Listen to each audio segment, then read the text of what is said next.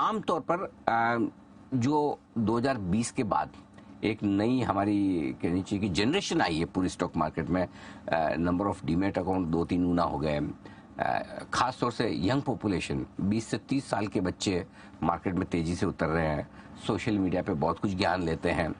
ये जनरेशन है जो अब आई, ये आमतौर पर, मैं सबकी तो नहीं कहूंगा, लेकिन ट्रेडिंग माइंडसेट वाली ज्यादा है, जल्दी से पैसा कमाने वाली ज्यादा है। इनको वेल्थ क्रिएशन कैसे बताई जाए, सिखाई जाए?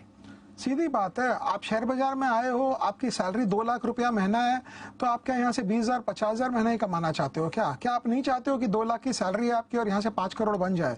जिस दिन ये क्वेश्चन पूछेंगे ना अपने आप से, इनको अपने आप समझ में आ जाएगा क्या करना। बिकॉज 5 करोड़ बनाने के लिए शेयर बाजार में, डे ट्रेडिंग में आपको या तो पूरा जीरो होना होगा या हीरो होना होगा, वो कोई नहीं अफोर्ड कर सकता है। बड़ी जो पैसा बनाने की स्कीम होती है, आप वैष्णो देवी जरूर गए होंगे, मैं भी गया हूँ। जब आप स्टार्ट करते हैं और आप ऊपर की लाइटें देखते हैं ना, आपको लगता है अरे बाप रे कितनी चलनी है, 2 किलोमीटर 3 किलोमीटर 4 किलोमीटर आप थकते जाते हैं, लेकिन आपको लगता है शायद आ गए। लास्ट में आप पूछते हैं और कितना दूर और कितना दूर और कितना दूर। तो ये 5 करोड़ की जो बनाने की जो लाइन है, मैं 5 करोड़ एक रैंडम फिगर बोल रहा हूँ, किसी के लिए 2 हो सकता है, किसी के लिए 10 हो सकता है। तो ये जो फिगर है ना, ये जब तक आप स्टार्ट नहीं करेंगे आपको समझ नहीं आएगा पहुंचना कहाँ है। तो ये देखना चाहिए। लॉन्ग टर्म वाली बात सही है, आप कह भी रहे हैं और वो ठीक भी है, लेकिन बड़ी चीज जो इसमें है माइंडसेट बदलने की, क्योंकि आमतौर पर जो यंग जनरेशन है उनको लगता है पहले थोड़ा पैसा ट्रेडिंग से बना लें, है ना, फिर जो बसंत जी कह रहे हैं वही करेंगे। ये एक बार ट्रेडिंग से थोड़ा बन गया, कैपिटल बन गई, और उसके बाद हम इन्वेस्टमेंट करेंगे। ट्रेडिंग से अनिल जी जो पहले जो आपके पास थोड़ा है ना वो चला जाएगा, ये जरूर सोचें। आपको बहुत सिंपल फॉर्मेट है, P into 1 plus R by 100 to the power of n। बहुत सिंपल है। आप n नंबर ऑफ इयर्स है, R by 100 rate of return है आपका, और P प्रिंसिपल अमाउंट है।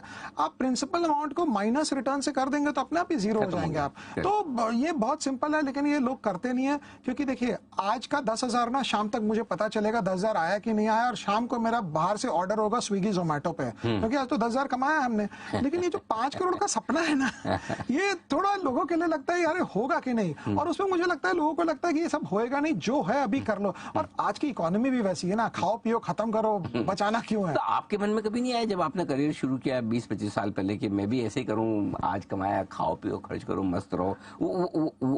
क्या था जिससे आपने अपने आप को बदला है? जैसे मैं अंग्रेजी में बोलता हूं कि the money which you bring to the market, if it is the one you can afford to lose, you will lose it. आप वो पैसा अगर बाजार में डाल रहे 50,000 लगा यार, जाएगा तो कोई फर्क नहीं पड़ेगा, गारंटी वो चला जाएगा। आपको लगाना है और आपको बैक कैलकुलेट करना है कि हम कहां पहुंच रहे हैं। अब वो बैक कैलकुलेट 2 मिनट अगर आप देंगे तो मैं बताऊंगा। जैसे मेरे पास एक कंपनी जो जिसमें मेरा बेसिक कैपिटल बना, pantaloon retail, 80 crore market cap में कंपनी मिली, वो 7-8 के पी पे बिकती थी। तो एक दिन बैठे बैठे मुझे तो दिमाग ही नहीं लगाना था, 80 करोड़ मार्केट कैप में आपको पैंटालून के इतने स्टोर्स अगर मिल रही है तो आप क्या पी में ले रहे हैं और उसका ईपीएस ग्रोथ क्या हो रहा है। तो उस एंगल से मेरे दिमाग में ये होता था, अगर इसको पी 40 का मिल गया और ये 4 साल में ईपीएस डबल करके वहां तक पहुंच गई तो क्या भाव होगा। तो आपको एक कंपनी लेकर किसी का, मतलब कंपनी आप समझिए आपको एक नदी क्रॉस करनी है, और कंपनी जो है ना वो आपका नाव और वो माझी है जो आपको क्रॉस कराएगा। आप तैर के नहीं क्रॉस कर सकते हैं। तो आपको उस एंगल से देखना चाहिए कि यहाँ 4 5 6 नाव है, कौन सी वाली अच्छी है, कौन सी बढ़िया है, कौन सी मजबूत है जो मुझे क्रॉस करा देगी वो पूरी गंगा की नदी। तो उस एंगल से आपको देखना चाहिए। लेकिन आमतौर पर रिटेल इन्वेस्टर्स में उतनी समझ होती नहीं कि ये, मतलब पहले तो उसको यही नहीं पता कि नाव से जाना है कि तैर के जाना है। चलो मान लिया वो समझ भी जाए कि मुझे नाव की जरूरत है, लेकिन कौन सी नाव, वो उसके लिए बस की बात ही नहीं कि पता लगाना कि यही मल्टी बैगर बन सकता। वही देखिए अगर आप टाटा स्टील की नाव में बैठेंगे तो 10 साल आपकी नाव इधर ही घूमती रह सकती है, क्योंकि वो है सिक्लिकल। अगर आप बैठेंगे कोई बैंक की नाव में, कोटक बैंक की, बहुत बड़ा जहाज, वो स्टार्ट होने में ही टाइम ले लेगा। आपको चाहिए स्पीड बोट, मोटर बोट, छोटी वाली, जो नहीं आई है, जो आवाज करती है लेकिन स्पीड से चलती है। स्पीड क्या है? ग्रोथ है। तो आपको ग्रोथ स्टॉक्स लेना है, ऐसा ग्रोथ स्टॉक लेना है जो चल पड़े। मैं बहुत सिंपली बता रहा हूँ कि कैटेगरीज हैं। अगर मैं वेदांता लेकर बैठ गया कि यार इसमें मेरा हो जाएगा उद्धार, हो सकता है उद्धार, बट प्रोबेबिलिटी कम है, क्योंकि है वो सिक्लिकल। रिकमेंडेशन कुछ नहीं है, बट समझाने के तौर पर बोल रहे हैं। आपको छोटी मोटर बोट चाहिए जो स्पीड से क्रॉस करे। Speed means growth. तो ग्रोथ में पैसा बनता है, अगर ग्रोथ नहीं है तो पैसा नहीं बनेगा। आप अपने करियर में ग्रोथ स्टॉक्स या मल्टी बैगर स्टॉक्स आपने ढेर सारे ढूंढे, कैसे पकड़ते थे? हम लोग ग्रोथ के लिए पागल थे। मतलब ग्रोथ मिल जाए तो और कुछ नजर ही नहीं आता था। मतलब पैंटालून ऐसा था, वो अपनी इन्वेंट्री को selling price minus gross margin पे रखता था, कॉस्ट पे नहीं करता था। आप तो चार्ट अकाउंटेंट, आपको पता है कॉस्ट और market value whichever is lower होता है। Absolutely. अच्छा, वो 200 करोड़ का प्रॉब्लम था उसमें। ये सोचने की बात है, कई बार कंपनी में आपको प्रॉब्लम नजर आती है। तो एक दिन बैठे बैठे बड़ा चिंता था, क्या हुआ क्या नहीं। तो मैंने बोला अगर 200 करोड़ का ही प्रॉब्लम है ना, अगर अकाउंटिंग इशू है तो चलो इसको रख लो। लेकिन कई बार कम नॉलेज होना बहुत इंपॉर्टेंट होता है।